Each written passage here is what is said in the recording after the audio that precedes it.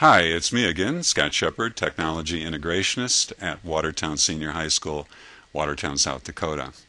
It's rewarding to walk down the halls and be recognized or called by name, but that's not so exciting. What is exciting is that often when people stop me in the hall, they ask me about things that they'd like to do, and or say I'd like to show you something that I've created, and that's especially rewarding. My office is in the library, and I'm more than eager to talk to anybody, teachers or students, who have questions about the technology, and even better, have ideas that they would like to try to implement through the use of the technology.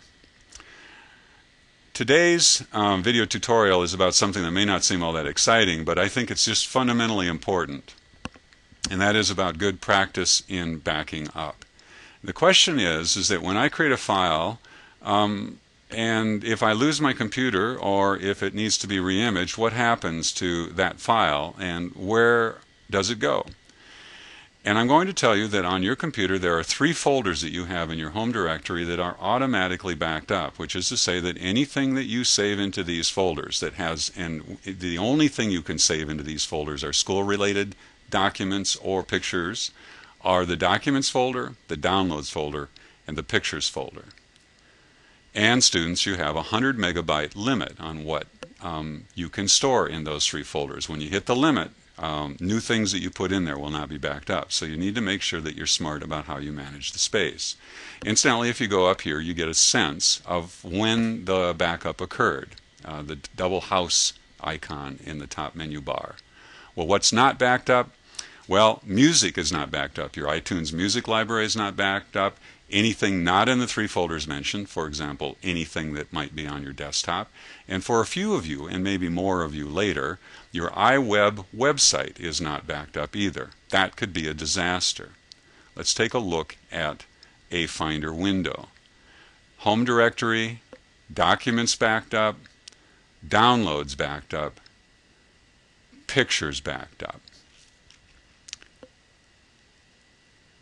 And so you can get a sense of where the iWeb domain is, just as a little bit of a diversion, but I think you need to see it. Library, and it's pretty well hidden, application support, iWeb. There's the domain.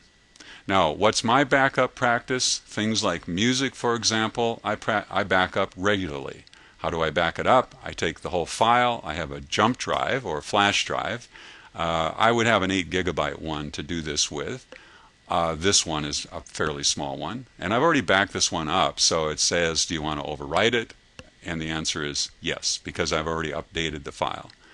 I would also update that, and by the way, notice this arrow here. I can go back to previous folders that were open. I'm going to take that domain, and I'm also going to drag that. Now, your iWeb domain can end up being a pretty big file. This one is only 1.1 megabyte, but keep that in mind when you're dragging it to a flash drive. The other thing that I'm going to show you is something that is a little trick, and this is for people like me who have a hard time remembering from time to time. I'm going to recruit some help, and that's in the form of iCal.